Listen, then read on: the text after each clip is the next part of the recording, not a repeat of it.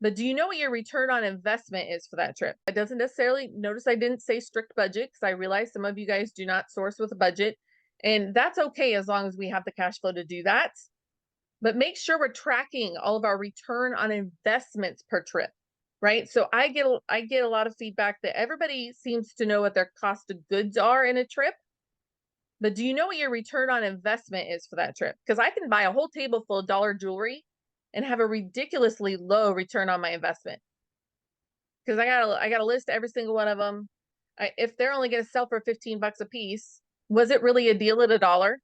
Was it really a deal at $2? Right?